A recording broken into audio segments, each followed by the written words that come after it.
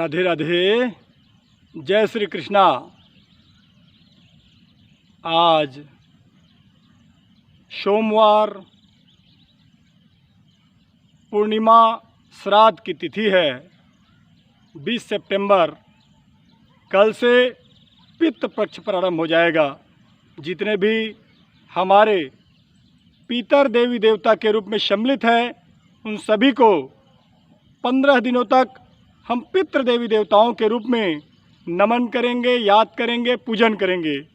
इस बार पितृपक्ष की एक विशेषता यह है कि यह जो है 21 तारीख मंगलवार मतलब कल से जो प्रारंभ हो रहा है वह 6 अक्टूबर तक चलेगी। उसमें 26 तारीख को राहु की युति होने के कारण एक दिन बीच में विराम है। मतलब पंचमी के पश्चात षष्ठी जो है 25 तारीख के बाद 27 तारीख को षष्ठी आनी है। मुख्यतः ध्यान देने वाली बात यह है कि पितृ में नौमी तिथि को महिलाएं, माताएं, सौभाग्यवती माताएं आती हैं। तत्पश्चात चतुर्दशी में, जिसको हम चौदस बोलते हैं, उस चौदस में जो अकाल मृत्यु में गए हैं, असमय गए हैं, शस्त्र से विहीन होके गए हैं, एक्सीडेंटल जिनकी मृत्यु हुई है, जिसने अपने आप को ख़त्म कर लिया है, वो सब के सब जो हैं चतुर्दशी को चौदस को आएंगे। मुख्यतः गरुड़ पुराण कहता है, शास्त्र कहता है, जिनका जन्म हुआ है उनकी मृत्यु अविसंभावी है, और जिनकी मृत्यु हुई है उनका पुनर्जन्म भी अविसंभावी है। यह आने जाने की जो प्रक्रिया है वो सनातन देवी देवता धर्म की विशेषता है। यानी पुनरपि जन्मम पुनरपि मरणम पुनरी जननी जठरे शरणम, फिर वही जन्म लेना और मृत्यु को प्राप्त करना, यह आवागमन की प्रक्रिया जो है बनी हुई है।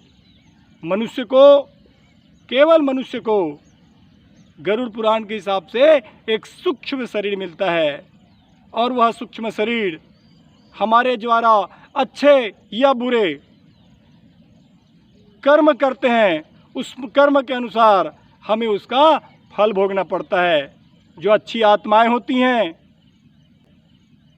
उन्हें सत्कार के साथ सुखपूर्वक सुखों का उपभोग करते हुए धर्मराज अपने यहाँ स्वागत सम्मान के साथ आमंत्रित करते हैं। और यहीं पर जो कुमारगामी हैं, पापात्मा हैं, वो नाना प्रकार के कष्ट भोगते हैं, और कष्ट भोगने के पश्चात वो जो हैं नरक की यातनाओं को झेलकर यमराज के दर्शन करते हैं। तो ये अपना अच्छा और बुरा दोनों कर्म हमें पीछे खींचते रहता है। आइए हम भी पितर को नमन करें, पितर को याद करें। साथ में एक विशेष ध्यान देने वाली बात, पितृ सम्मेलन, जो हमारा जो परिजन छोड़ के चला गया है, जिनका हमने श्राद्ध कर लिया है लेकिन किसी कारण से सम्मेलन नहीं किया है, मिलाया नहीं है, यानी पुराने पितर के साथ में नए पितर को सम्मिलित करना। उन्हें जब तक हम सम्मिलन नहीं करेंगे, मिलाएंगे नहीं, तब तक वो सम्मिलित नहीं हुआ है। तो पितृ सम्मेलन एक मुख्य कार्य है, और जब तक हम पितर का सम्मेलन न करें, पितर को मिलाए नहीं, तब तक जो है पितृ जो है प्रेत के रूप में रहता है, पितर नहीं बनता। और जिनके यहाँ पितर नहीं बनते उनके यहाँ कोई भी कर्म जो हम धर्मानुकूल करते हैं उन सबका लोप हो जाता है। इसलिए पितृ सम्मेलन बहुत अनिवार्य है। सरलतम पितृ सम्मेलन के लिए प्रमुखतः विश्व देवता की स्थापना करते हैं पिंड के रूप में। साथ में 3 पीढ़ी के पूर्वज, उनकी स्थापना भी पिंड के रूप में करते हैं। मुख्यतः जवां के आटे, तिल, मधुरस, गंगाजल, घी, इन सब से पिंड का निर्माण किया जाता है। और चौथा जो मुख्यतः जिनको पिंड सम्मेलन किया जाना है उनका पिंड बनाया जाता है। तो सब मिला के 5 पिंड, 1 विश्वदेव, 3 हमारे 3 पीढ़ी के, और जिनको सम्मिलित करना है वह प्रेतात्मा। उस पिंड को बराबर 3 भाग में बांट करके 3 पीढ़ियों में जो स्वर्गवास होकर जा चुके हैं, जो पितृ के रूप में पहले से वहाँ इंतजार कर रहे हैं, उनमें सम्मिलित किया जाता है।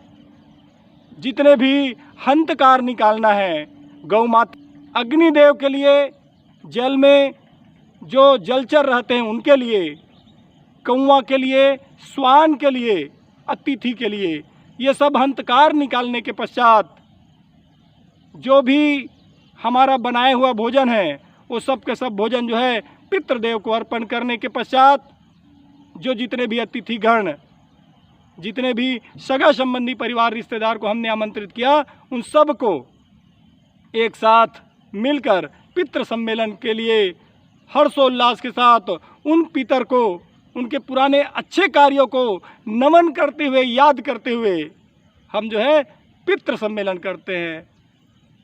आगे पितृपक्ष चल रहा है, तो पितृपक्ष के विषय में और भी महत्वपूर्ण जानकारियाँ, नियम, उन सभी के बारे में आगे इसके वीडियो में चर्चा करेंगे। क्या क्या पितृपक्ष की सावधानियां हैं, पितृदोष किन परिस्थितियों में लगता है और उनका निवारण कैसे किया जा सकता है।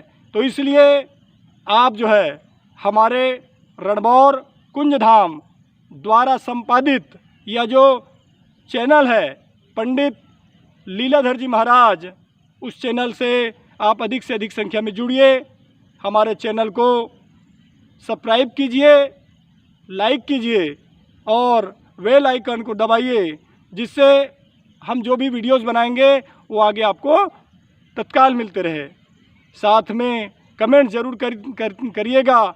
जो आपको पितृ संबंधी जानकारियाँ चाहिए उसके बारे में बिल्कुल पूछिएगा, और हम जो है आप सबके समस्याओं का पितृ निवारण संबंधित समाधान करने का प्रयास करेंगे। राधे राधे, जय श्री कृष्णा। प्रेम से बोले पितृ देव देवी देवताओं की जय।